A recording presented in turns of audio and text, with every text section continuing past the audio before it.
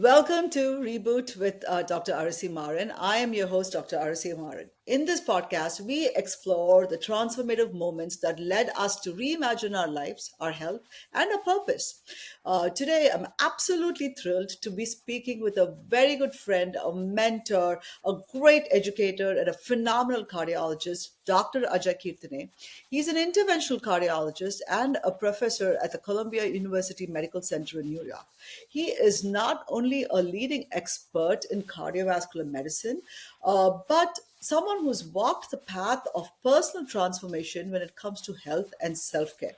As physicians, we are completely guilty in not taking care of ourselves and kind of focusing on caring for others and truly forget our own health, and that's a problem. And Dr. Kirtane very recently in a conference talked about his own personal journey, and I thought that's going to be a great topic for us to discuss. And hopefully his journey of rebooting his own health serves as a wake-up call for others who are listening to it, and maybe we can get some practical tips from how he implemented itself. With that, Dr. Kirtane, thank you so much for joining me. This is a Saturday, and I truly appreciate you willing to come onto the show today. First, thanks so much for having me, and super nice of you to even consider it, and even the way you talked about it. When you say transformation, I think many people get a little bit, just by definition, skeptical. They say, transformation. It sounds like a big word. I would say journey is a better word, and yeah, I know what you meant, and it was perfect to say it and phrase it that way. But it's a struggle for all of us, and I think it's just a struggle that we don't focus on because we're so distracted with everything else that we do.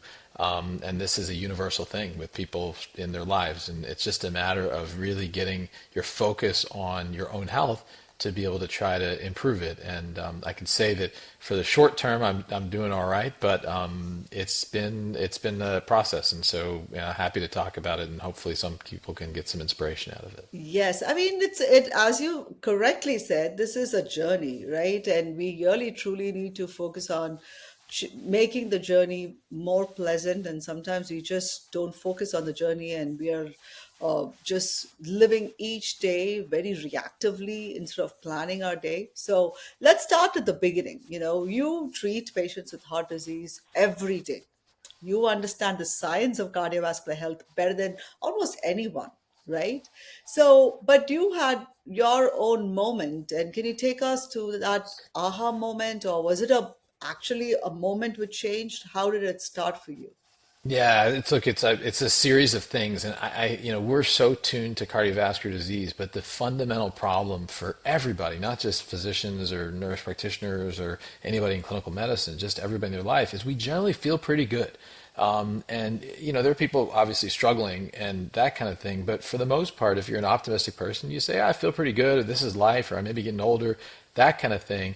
And the challenge with cardiovascular disease prevention in particular is that you have to act well before bad things start to happen. For the most majority of people, there are definitely people, and you and I both know this, being of Indian descent, that there are people who present with heart attacks or come in with heart attacks in their 20s and 30s. But we always think, that's not going to be me. That they were really unlucky, etc. But we don't recognize that you have to put in the work well before those things occur, if they're going to occur. Because if you don't, then you're just playing catch up. So for me, I kind of went through my life. I was pretty, reasonably in okay health. I started running a lot in my 40s. I had lost some weight. I felt active, and I was doing fine. And as you know, we often have conferences, cardiology conferences. So I would get my bloods checked, the lipids, the cholesterol checked at those conferences. And yeah, they were a little high, but I'm Indian, and so I'd adjust my diet a little bit. And I never really saw a doctor. But this is not like just for physicians. I think a lot of regular people in their lives, especially in that time of their life, don't really go see doctors, and they don't think that there's a need to do something. So bottom line is, fast forward a lot. And I think what ended up happening is that it turned out that I actually had a back surgery. So I herniated a disc playing tennis, and it wouldn't get better. It was around the time of the pandemic, and I think most people remember that first summer everything was shut down. The next summer everything was going to be wide open, and so I was going to get in shape again. I was going to go back running, and I couldn't do it because of this pain down my leg from my herniated disc. And so At the same time, I was having headaches when I thought I was trying to put on my glasses, my progressive glasses, because unfortunately for those of us late 40s and beyond, you start needing reading glasses of some kind. And so Yeah, these here's headaches mine. wouldn't go away. Yeah, there you go. So the headaches wouldn't go away. I talked to the ophthalmologist and I said, what's going on? Maybe these need to be fixed and adjusted. I made adjustments. Headaches wouldn't go away. And she ultimately told me, like, there's a small proportion of people, like a really small number, who can't get used to progressives. You might be one of those, or you're like everybody else. Now, I think that's a subtle way of saying, you're going to get used to it over time. And she was right. The reason that this was happening is when I went for my preoperative appointment for my back surgery, I was calm. I don't have white coat hypertension. I don't have white coat high blood pressure because I'm a physician. I'm comfortable Yeah, in hospitals. yes, But my blood pressure was 150 over 110. And that's not just like mildly abnormal. That's pretty pretty abnormal.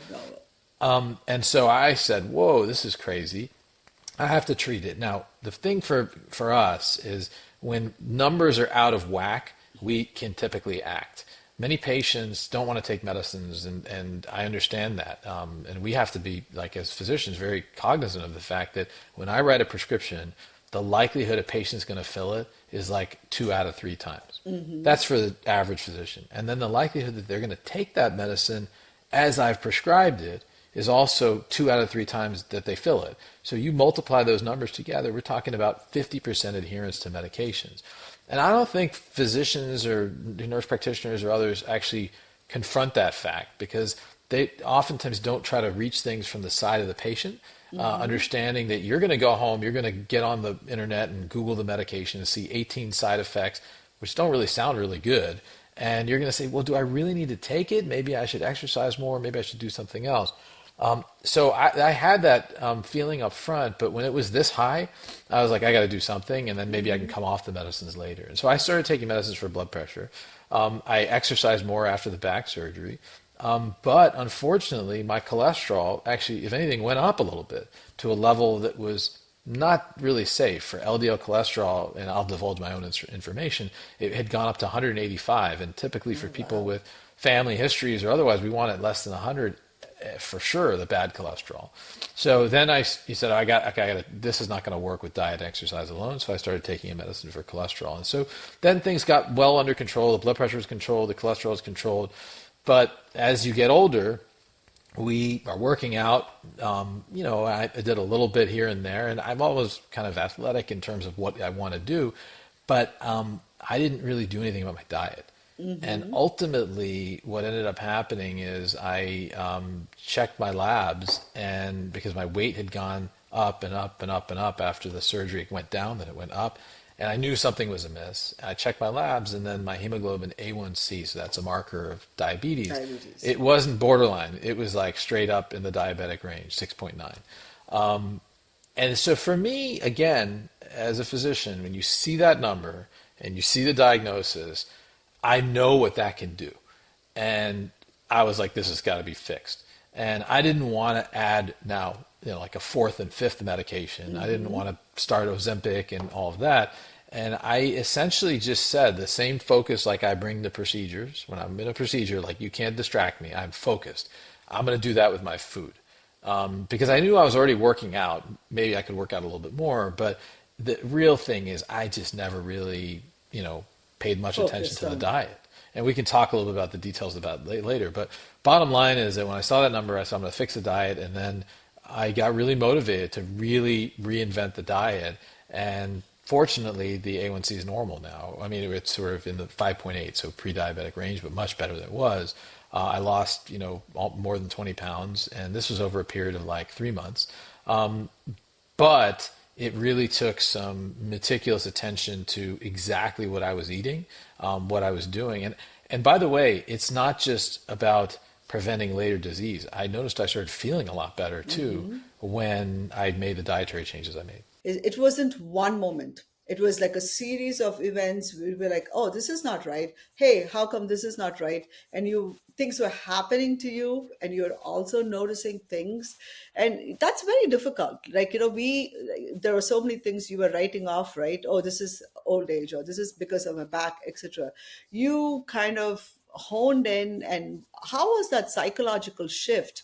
Like, you're looking at the mirror, and now it's not Dr. Ajay Kirtane, who is of Indian descent, who's now having medical problems, and if you don't deal with it, something bad is going to happen to you eventually. How was that psychological shift in your head? It's funny. I think there's some people who get really scared of dying or they get scared of a heart attack or something like that. That's never been my psyche. I've always sort Mm-hmm. of been like an upbeat person, optimistic. And no matter what's going to happen, it's going to be that way. And so, for instance, during the back issues, Mm-hmm. there were times I literally couldn't walk, but I was like, okay, this is horrible. This might be like this the rest of my life. I really hope it's not, but I just have to deal with it. And that's the attitude I took to this. It's really a matter of we're so distracted on other things. How does this, our own health, rise to the level of attention where we actually have to pay attention to it? Because, I mean, there's good studies of humans. We don't do well at multitasking. We Mm-hmm. kind of are linear, actually, it turns out. But you need something to rise to the level of attention where you take it seriously. And so for me, it was like I didn't feel great because I was, for instance, I would eat something and an hour later I'd want to take a nap. Mm-hmm. And I think that's honestly because the sugar was high and I was getting this like big insulin surge, and it's well described that this can happen. Yes. So I just didn't feel great that way. My weight was up. I kind of felt a little bloated. And but it really took the number and saying, okay, you have a disease. You actually have a problem to then address it. I think for many people, that's the biggest psychological change. They don't recognize that they actually have a problem or they actually have a disease. But if you confront it and you say, this is what I have. I have diabetes. I also have a family history of diabetes. I need to focus on this. Then it rose to the level of attention where I could make constructive changes to it. It did help in a sense that my diet was terrible before I made the changes. If I had been eating well and this happened, and there are many patients like who come Yes. to me, and you know this too, they run Mm-hmm. marathons, they eat really well, and then they still have a heart attack. And they say to me, like, what else could I have done? I typically answer back, well, it's a good thing you did all this because this would have happened 10 years ago otherwise. But for me, at least, I could make those changes because I hadn't been doing them before. So let's get practical here. You are talking about changes, especially with your diet, and that seemed to, because you were already a person who works out. You said you ran, you play tennis, etc. So, but the dietary piece was the biggest, and that is what we all preach to our patients, but it's very difficult to follow through, right? So, what were the changes you made, and how did that kind of fit in with your really busy lifestyle? Yeah, look, there's different levels of people. There's some people who are like really hardcore data people. They want to Mm-hmm. measure everything and get continuous glucometers and do all this kind of stuff. I'm actually not like that. I'm kind of more of a gestalt person, so I get a sense of what's going on and I kind of know what I need to do. So what I did and I focused on primarily was carbohydrates. Mm-hmm. The reason I did that is because being Indian, South Asian, we just have this we're basically, one of my friends told me, we're genetically obese. It's Yes. you may not, we not be obese necessarily, and in fact, the standard look is it's sort of a skinny person with that's actually inside fat. So we have Lots fat, or of visceral mental fat. Yes. visceral fat, and that's the worst kind of fat. But our arms are skinny, like our wrists are tiny. If you measure our BMI, it tends to be okay because we're not that big people. But Mm-hmm. the BMI scale is like, it's kind of the white person scale, right? It's not like a universal thing. I think many of us are probably a little bit obese even at BMIs less than 25. So that BMI is a body mass index for those that are not medical. It's a way of measuring your weight and adjusting for your height. Bottom line, though, is that so we're that way, and so we're very sensitive to carbohydrates. The problem is our entire diet is carbohydrates. It's naans, it's parathas, it's rotis, it's rice, it's Rice. all this stuff that is just terrible for us. And as a result, we have diabetes at an early age. We get severe diffuse coronary artery disease, heart artery blockages, etc. And so I knew that all. In fact, many people don't know if you're South Asian or if you're Indian, your risk of having a subsequent heart attack or a heart attack later is the same risk as somebody who's already had a heart attack. That's how bad it is. Yeah. And yet we go on doing our stuff. So I said, I'm really gonna back off on it. And so the immediate response when I tell people this is like, well, how did you give this up? I mean, how can you give up your naan or your rice or whatever? Like, that's Paratas what and we do. everything. Yeah. Like this is how we eat. Like we take, we go like this and we And eat. yes. And so what I did is instead of eating like this, I eat like this with a spoon. Yes. Yeah. So I remember vividly, I went to India, and this happened right before I was going to India. And I remember thinking, like, what the heck am I going to eat in India? I just didn't eat the breads or the Yeah. rice. I took a spoon. I still ate like the saag paneer. I still ate. I eat non-veg, so I ate chicken, but I didn't have it with the naan. Yeah. And what was really interesting is that, first of all, when you do this initially, it induces something called ketosis. So you don't Ketosis. feel great for like the first week or so of this happening. You kind of feel a little jittery, but you get used to it really quickly. And this was transformative in a sense, because what transforms when you do this is you open your mind to things that you couldn't imagine before. So I remember, like, I like Mexican food. Let's talk about a generic Mexican food. We Chipotle. Tacos and It's Chipotle is tortillas. nicer than Taco Bell, but like, this Yes. is what we used to eat. I would never understand why anybody in their right mind would order a burrito bowl.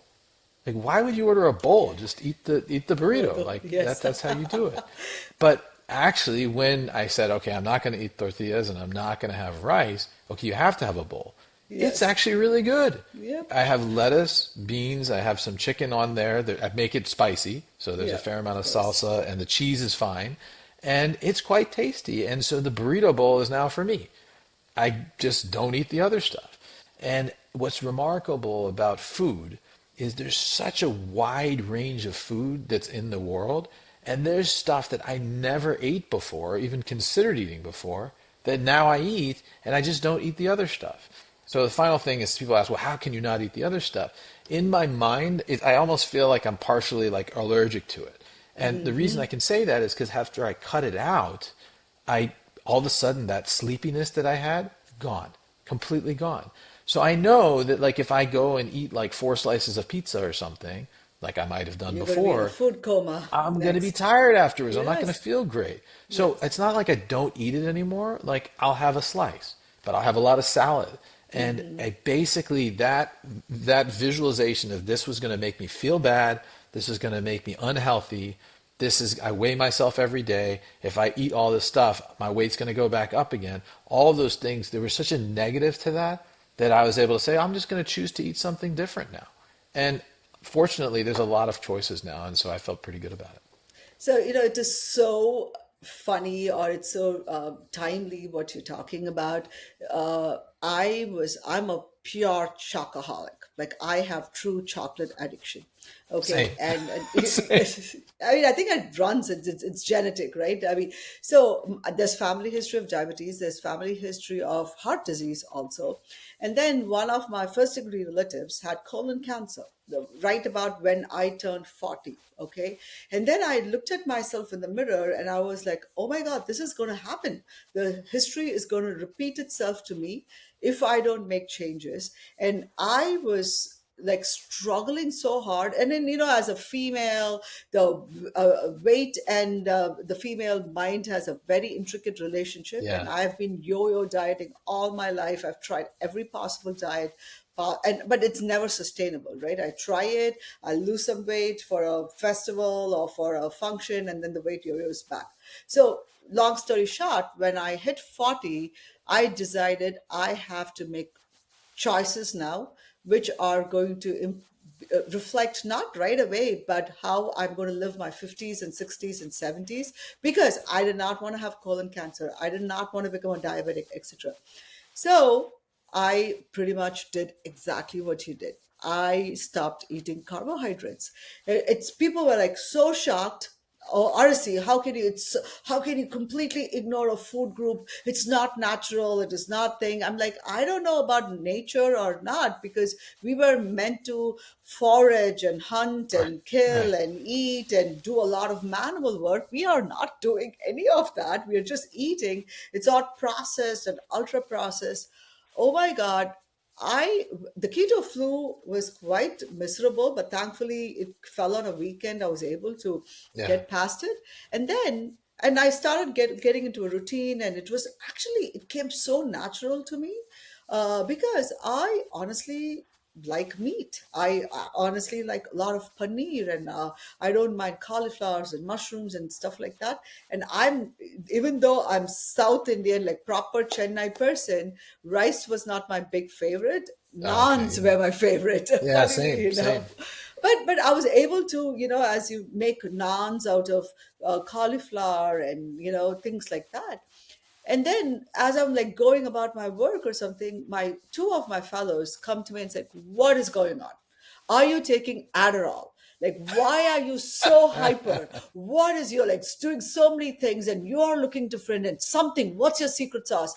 I'm like, "Are you for real? Is this really happening?" I mean, then I'm like, then I had to introspect. I was like, "Oh, yes, this is actually happening." You hear about it, right? People talk about mental fog going away and Yeah. clarity coming up.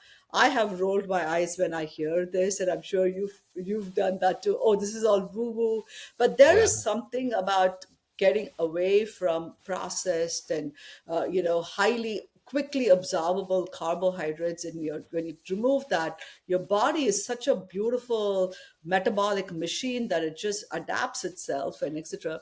And honestly, I was, even for a person who was always yo-yo dieting, I was able to stay in that for almost 6 years or something. Then, of course, I had to go and do an MBA, which was ridiculously stressful. And Yeah. then when And I all the had to, networking dinners and everything. So more yeah. than the networking dinners, it was the exams. I had an Oh. exam every other month. And like, I'm too old to take exams. So but then I had to, but the thing is, you can recalibrate very quickly or something like that. So but still, like, the times I struggle even now is being on call, and when Yeah. I'm, in post call days when I'm sleep deprived, and I'm sure you're going through the same. Do you food prep? How does that part look? How do you stick to it?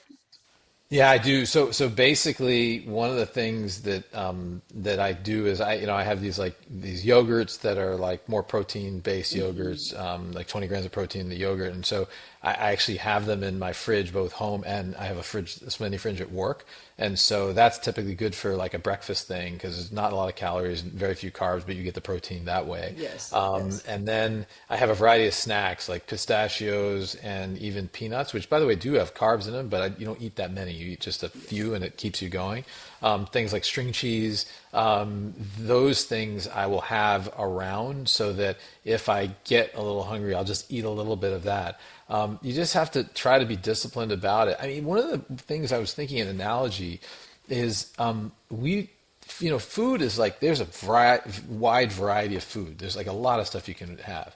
And nobody really ever like avoids food except if it doesn't taste good. But like Yes. if you think about recreation, like I don't do drugs. I don't drink alcohol that much. And so I like stay away from stuff. I just like that's not for me. I mean, Yes. it's out there, but it's not for me. And Yes. so it's the same situation with food, but nobody ever thinks of it that way. So they don't think that, and it's problematic because everybody has to eat, and some of these things are cheap. So I'm going to confess, I'll be totally honest with you. Like I love the number one meal at McDonald's, Yeah. and it's a Big Mac. It tastes great. The fries are great. It like is, and it's cheap. But I just have to think of it as like that's just not for me. Like if I do that, then like yeah, I'm gonna get the food coma afterwards. And it's interesting. There was one time, and I remember this vividly. There was a hospital had like get your health screening done, and I had a clinic that was off-site. It was busy. I was running around, and after the clinic, like I'm not kidding, I would go to McDonald's. I'm a cardiologist, and this is what I would do. And I had the McDonald's. I had the number one meal and fries, and I came to the health screening. They first of all, my blood pressure, which was normally at that time, this was like 10 years ago. It was normal. All of a sudden, when I checked my blood pressure, it was like 130 over 90, so elevated, maybe from the salt load or whatever. They checked my lipids and they couldn't even measure a calculated LDL because my triglycerides were So high. 500 after My having eaten this God. meal. Like it was like a lipemic specimen. So Yes, what this yes. means is that there was basically like fat in my blood and they couldn't calculate the cholesterol measurement because of that acute fat. Now the strange thing is this happened like 10 years ago and I didn't change my diet after that point. I was like, it was a one-off or whatever. But this is real and it's easy and cheap and you're able to get it. It tastes good, so people go for it, even though it's literally as bad for you as, I mean, not like hard drugs that are addictive, but over time it's like that. It's It's going to just a cause a drug. major problem for you. I mean, So sugar is now a I drug. avoid it.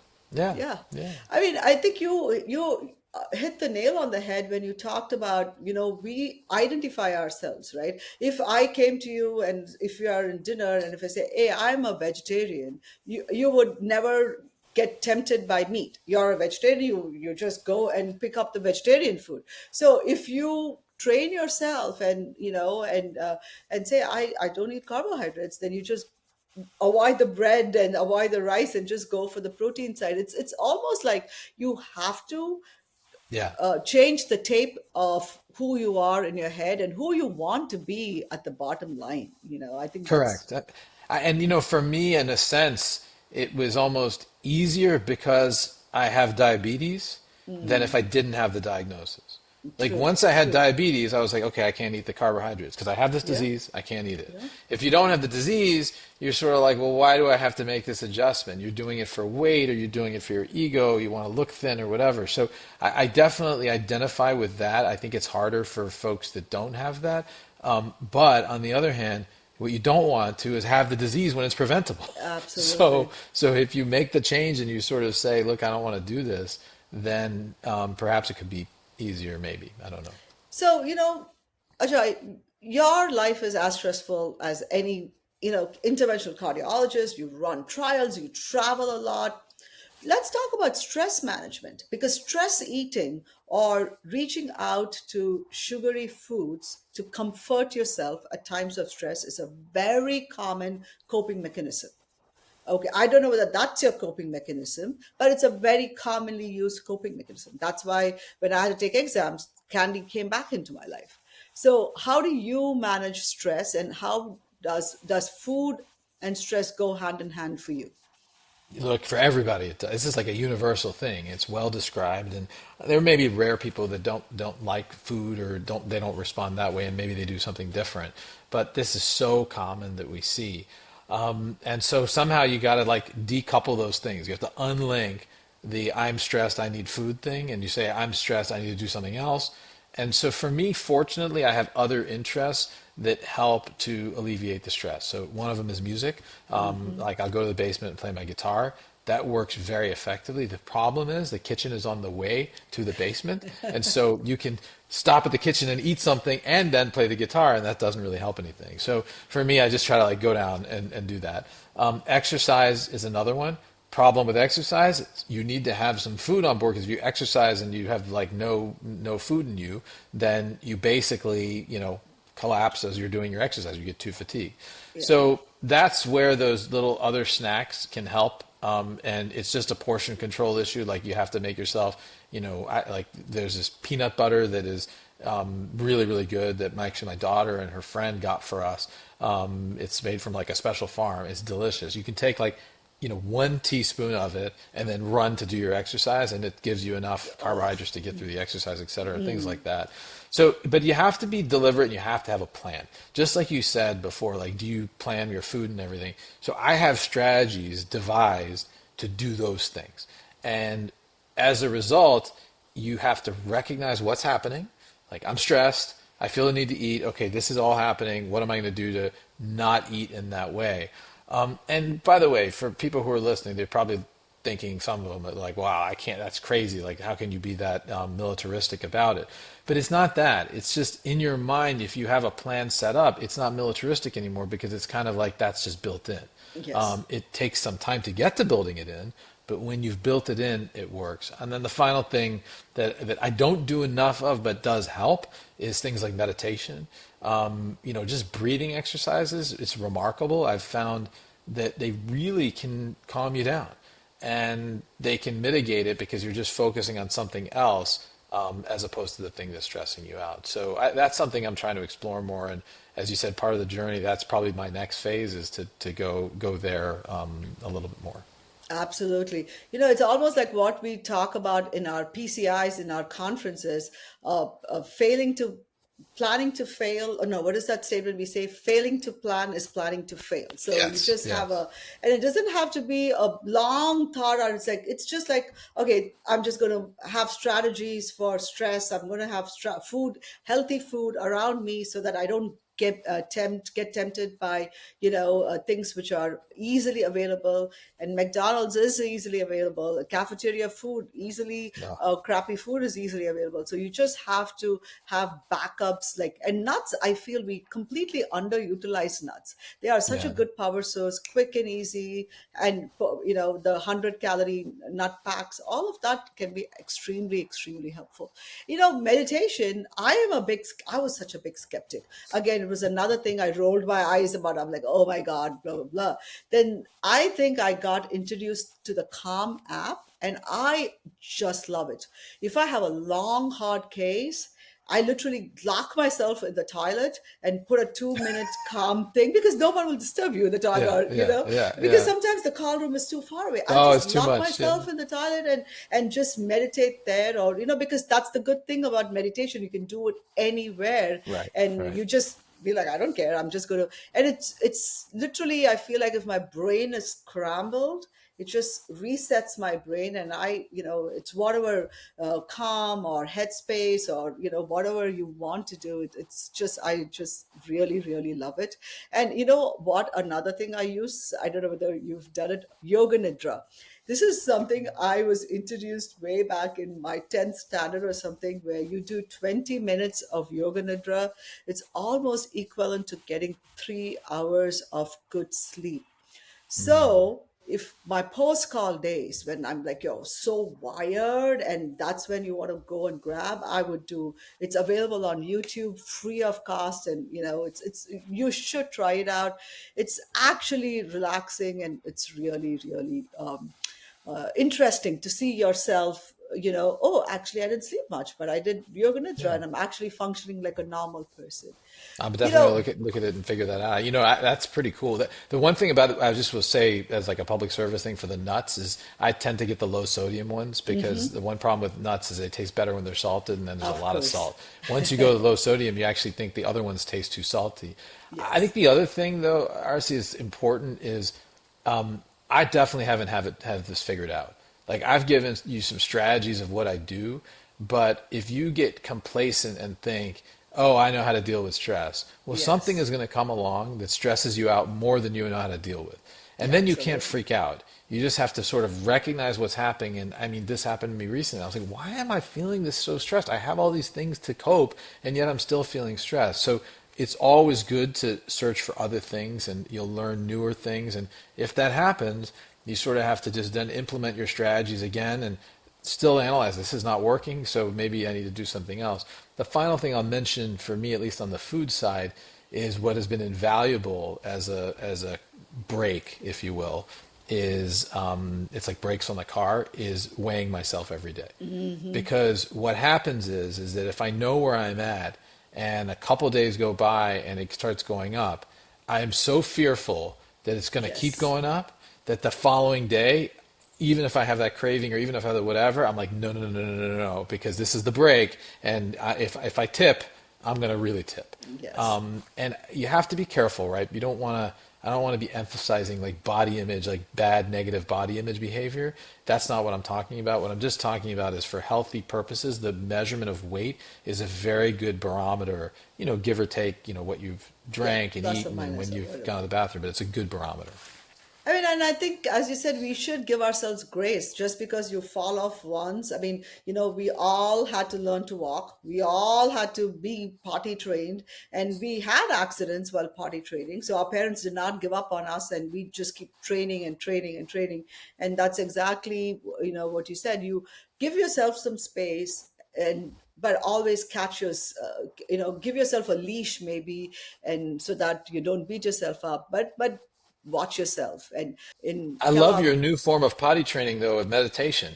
That's like the full, that's like you're like a realized being. It went from like what a kid does to now you're meditating. It's Yeah, I wonderful. know. Seriously, I'm telling you, there are so many. I mean, life, man, life is Yeah. hard, and adulting is hard. Let me not say life Yeah. is not hard. It's nice to be a teenager in life, I Yeah. think, Yeah. but adulting is so hard, and we have to. While I want us to catch ourselves, I think that's the bottom line, and that's hence the title reboot. That it's okay to fall. Just realize, okay, I've fallen. Catch yourself and get back up. I think that's the whole thing. So, Ajay, it's a common story amongst healthcare providers. It's a common story about in the story of the 30-year-olds and the 40-year-olds.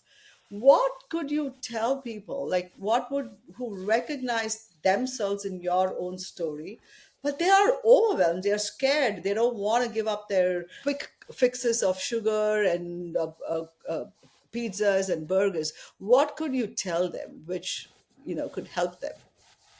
I think there's other things out there. There's many ways to be happy, right? I mean, there's many, and we would never know these things. You pick up new hobbies, and you're like, whoa, I never even considered that would be fun, and it's a lot of fun. Hmm. And some of the things that maybe previously you thought were great, like going out with your friends till 4 in the morning and drinking or whatever, like you're like, ooh, that I'm kind of want to go to sleep, and I don't want to do that anymore. So, like anything in life, things evolve, and so can food tastes, etc. I definitely don't deprive myself of like good restaurants and things like that. And what's also important is once you get to a certain steady state, you can still do those things. You just don't have every other meal that way. And for instance, on the food side, like you said, the cafeteria, I would like every time I went to the hospital cafeteria, I would have a slice of pepperoni pizza, a bag of chips, and a Diet Coke. That was my meal. And it wasn't that big. Like it was one slice. I thought that was okay. It was a thick slice, but I thought, whatever. But like that was just not good. And so I'm not saying never eat pizza again. I'm just saying, do it if you do it in moderation. Like have like a healthier slice, like get like a more gourmet-ish pizza with like real mozzarella cheese, like that kind of thing. But and don't eat like 4 slices of it when you have it for dinner. So I think that these things are definitely doable with enough willpower. It's just we have to recognize why we need to do it. And that is the biggest step in my mind. Yes, finding your why. If you have a good enough why, then you have a better reason to stay with it. That's absolutely true. So, what has been the most surprising outcome of prioritizing your own health? What change you didn't expect but happened to you, and you're like, oh my God, I didn't think this would happen, but this has happened. Yeah, that's a wonderful question. For me, honestly, it is by focusing on my, like, let's say, call it physical health, the side effect, which I never could have anticipated in a million years, was actually a greater focus on like my spiritual, mental health. And I think we've talked about this. I talked about this at that meeting too. Is that growing up in an Indian family with a background in Hinduism or Vedanta, which is a form of Hinduism that kind of recognizes that every path is the same thing, and not the same thing, but it's sort of for the Multiple same goal, sources. and there's multiple ways to do it. It's always culturally referenced and that kind of thing. I've always thought that it was important to be spiritual, and these are good concepts, but I never really like applied myself to it. Things were going well in life, and even when there were some downturns and everything else like that, I had a pretty optimistic mentality. But what's very interesting is that by focusing on the physical things, somehow, and maybe it's because I'm like 53 and this happens when you're later in your life, but I was sort of like, hey, maybe I should like look into these other things a little bit and read about them and try to be a better person overall, not just on the physical side. So another way for me, stress relief is you can get really annoyed in work and everything like that, but there's no point in getting annoyed for some of these things. So just try to be the best, happiest person you can. I'll give you an example. Working with fellows, July, this is a tough time to work with new fellows, especially because you're used to working with people who you've trained the whole year and they've gotten to a certain level of competency. So I shouldn't get frustrated over it now. And what I told the fellows for the first time, I've never said this in my life, is that during an interventional procedure, the key thing is you cannot lose the position of the wire down the coronary artery. That's critical. And I told our fellows, I said, just so you know, like for the first month or 2 months, if the wire comes back, that's not your fault. That's my fault. I have never in my life said that to anybody. But it's true because they're just training. Yes. They don't necessarily They don't know. know better. Yes, they're supposed to hold the wire, but I need to watch them like a hawk so the wire doesn't come back because frankly, for the patient who's on the table, if the wire comes back, it's my fault. They're coming to me. But just that mindset of, I'm not going to get frustrated. I'm just going to be nice and, work very hard to teach. And I'm teaching, I normally teach a lot. I'm teaching more than I've ever taught in my life with this current group. So they're lucky, they're the beneficiaries of it. But this whole thing is all around the same time. What's nice for me, I just feel really lucky that I'm able to do this because I know there's so many people who struggle like in their 50s and they have these, the midlife crisis, all that stuff happens and they're feeling hard times. I'm not in that situation personally, but there's been a lot of stuff that's happened to me and my family through my life that have been really tough. But this mindset really has been nice for me. And I think it's nice for those around me. My wife certainly knows the difference. I'm thinking my kids probably do too, and my parents as well. So that's great. I mean, it's good for everybody. That's fantastic. It's almost like you've taken that first layer of the onion out and you're just like rediscovering yourself as a different person. That's Trying at fantastic. least. Trying at least. Trying. I mean, that's all we do. As you said, this is a journey and the target keeps changing and it keeps evolving, of course. So, Ajay, this has been such an inspiring conversation. And I think what resonates most in your message that self-care is truly not selfish. It's truly essential for us to show up for ourselves, our patients, our families. I mean, it's extremely, extremely critical. So, I think the most important message in what you told me about, your own journey is how you started small, you looked yourself in the mirror and you had a big why, like you didn't want to be a diabetic and that was your big why. And thank you so much for sharing your journey with us. Oh, thanks for having me, and I hope it was helpful for those out there. And you can definitely do this. There's a lot of help around you, and even if you don't want to do it for yourself, as I said, because the people around me have noticed the difference, that alone is worth it. So it's not selfish only for yourself; it's for everybody else too. Thank you. Thank you. And to all our listeners joining us for another episode, if this conversation resonated with you, please share it with someone who might need to hear it. Remember, it's never too late to reboot your health, your habits, and your life. With that, take care of yourselves. Until next time. Thank you so much for listening. If you found us valuable, you can subscribe to the show on Apple Podcasts, Spotify, or any of your favorite podcast app. And also, please consider leaving us a rating or a review, as that helps others find the podcast too. I hope you have a great week ahead.